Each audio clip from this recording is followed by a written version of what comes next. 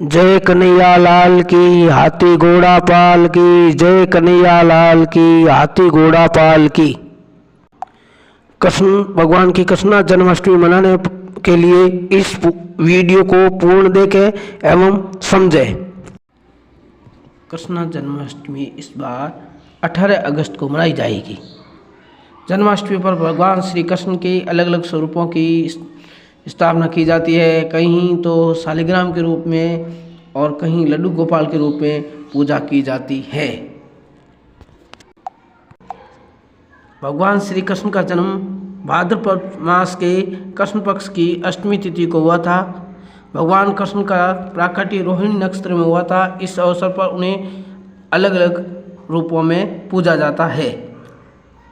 व्रत और उपवास रखकर श्री कृष्ण से विशेष प्रार्थना की जाती है। इस बार जन्माष्टमी की तारीख को लेकर लोगों के असमंजस की स्थिति है, किंतु 18 अगस्त 2022 को मनाई जाएगी।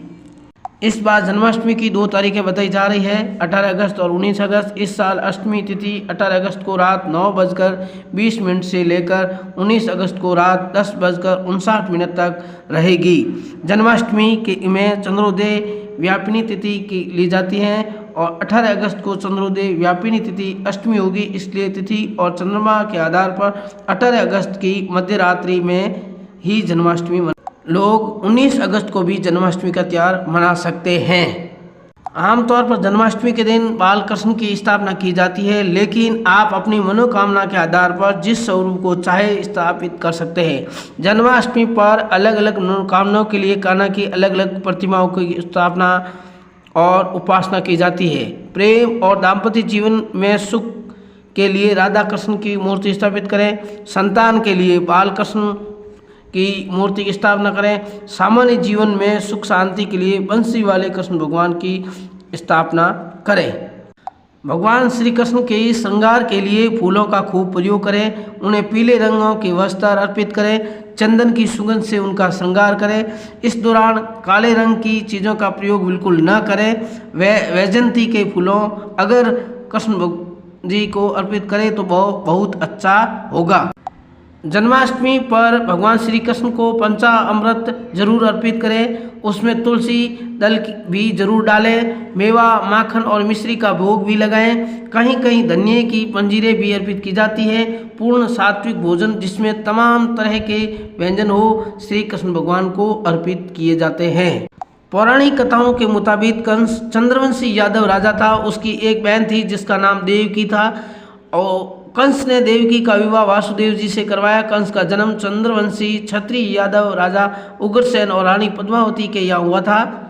कंस ने अपने पिता को अपदस्थ्य किया और मथुरा के राजा के रूप में खुद को स्थापित किया, लेकिन उसे अपनी बहन देवकी से बहुत स्नेह था। देवकी की शादी के बाद वह आकाशवाणी हुई कि देवकी का 8वां पुत्र कंस का वध करेगा। यह आकाशवाणी सुनकर कंस काफ़ी डर गया था और उसने देवकी और वासुदेव जी को कारागार में डाल दिया। इसके बाद कंस ने देवकी और वासुदेव जी की संतानों को मार दिया और इसके बाद देवकी की 8वीं बार माँ बनने वाली थी। देवकी के 8वीं संतान के रूप में वक्त आसमान से बिजली कड़कने लगी और कारागार के सभी ताले अपने आप टूट गए थे। मान्यता के मुताबिक उस समय रात को 12 बजे और सभी सैनिक गहरी नींद में सो रहे थे।